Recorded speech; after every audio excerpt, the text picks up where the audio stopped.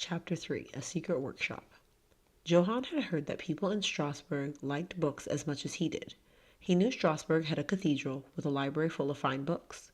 A city where others were interested in books and learning would be a good place to work on his printing experiments. After 3 days riding his horse through thick forest, Johann reached the walls surrounding the city. Guards at the main gate checked his traveling papers and let him in. He was surprised to see how modern Strasbourg was. The streets were paved with stones. Merchants, clerks, and servant girls walked about. Workmen on high scaffolds were adding a new spire to this cathedral.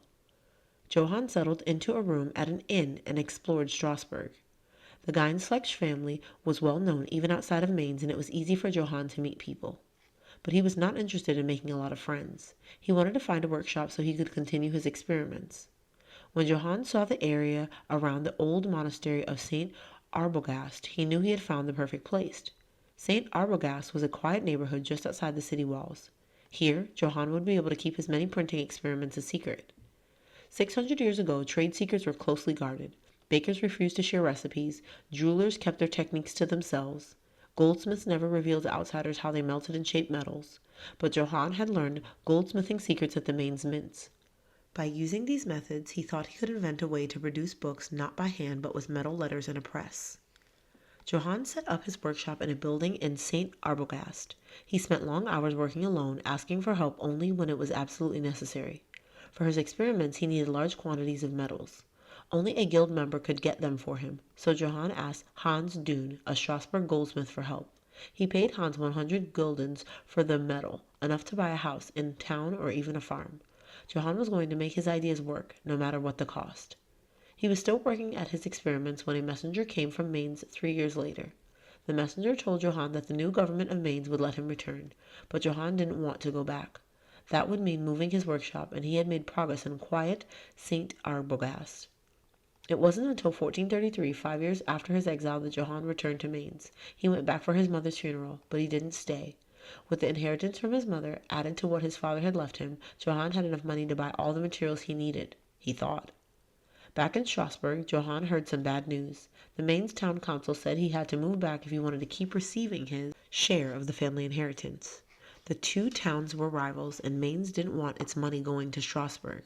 Johann was furious. Without the money his parents had left him, he couldn't afford to buy metals, inks, parchment, and paper. But still he wouldn't go back to Mainz. He would rather earn his own money, even if it meant less time for his experiments. Hans Dune said Johann could work in his goldsmithing shop. Word of Johann's skill in cutting and polishing jewels spread throughout the city of Strasbourg. Wealthy people brought their gems for him to shape and polish. One day, Andreas Dritzhane, a Strasbourg patrician, asked Johann to teach him how to cut and polish stones. Johann's first reaction was to say no, because that would take even more time away from inventing. But he finally agreed. He would charge Andreas a fee. If he charged enough, he could pay for his printing supplies. But Johann always seemed to need more supplies, and supplies cost so much money. In 1434, Johann learned that Nicholas, the Mainz town clerk, was visiting Strasbourg. Still angry about having his inheritance cut off, he had Nicholas arrested. According to medieval law, this was a legal way to collect money. Mainz owed him 310 guildens, Johann told Nicholas, and Nicholas could stay in jail until Mainz agreed to pay all the money back. Strasbourg officials were embarrassed. They wanted to be on friendly terms with Mainz, and here was Johann Gutenberg putting the Mainz town clerk in jail. The official asked Johann to drop his charges against Nicholas. He refused, saying he wouldn't let Nicholas go until the clerk promised to use his influence to get Johann's money released. The clerk finally agreed and went back to Mainz, but Johann was given only a small part of what was owed to him. The Mainz town council said he would have to return to get the rest. Johann didn't go back for 2 reasons. He liked his Strasbourg workshop, and he had fallen in love with a Strasbourg woman. Her name was Annellen zu der Eiseren Thür, which means Anne of the Iron Door. She was talented, well-traveled, and from a patrician family. Everyone admired her, including Johann. Charmed by her beauty and intelligence, he asked her to marry him. She accepted. Then Johann changed his mind and decided that he didn't want to get married after all. No one knows why Johann changed his mind. Perhaps at age 38 he felt too set in his ways to marry. Perhaps she wanted him to spend more time with her and less time on his experiments. Whatever reasons he gave, Annellen was outraged. In 1436 she sued him for breaking his promise to marry her. Lawsuits were common in the 1400s, and this was the first of many for Johann. The case was heard before the Strasbourg town court. Witnesses who testified for Johann pointed out how well liked and respected he was. Those who had done business with him said he was fair and honest, but Anilin's shoemaker testified against Johann. This testimony made Johann so angry he called the shoemaker a miserable wretch who lives by cheating and lying. The judge ruled in Johann's favor, so he did not have to pay Annalyn the large sum of money she asked for. But Johann's troubles weren't over. The shoemaker sued Johann for damaging his reputation by calling him a liar and a cheat. In that lawsuit, the judge ruled in the shoemaker's favor. Johann had to pay a heavy fine of 15 guildens. 15 guildens to a shoemaker? He could have used that money to buy materials for his experiments. This really made Johann angry. However, he soon thought of a way to replace the money. In 1439, a great fair was to be held in Aachen. Relics of Jesus Christ were put on display every 7 years. There were clothes that Jesus was said to have been wrapped in after he was born. The dress his mother Mary was supposed to have worn when she gave birth was also on display. So was the cloth Jesus was thought to have worn at his crucifixion.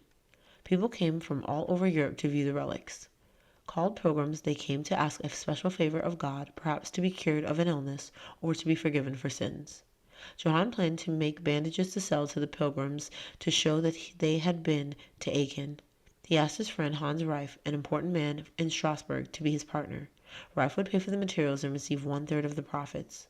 Johann would make the bandages and collect the remaining 2/3 of the money.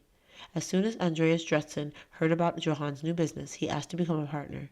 And when Father Anthony Hellman heard about it, he asked if his brother Andreas could join also. Father Hellman offered to pay Johann a fee for teaching his brother. Here was a way to make even more money from the pilgrimage bandages.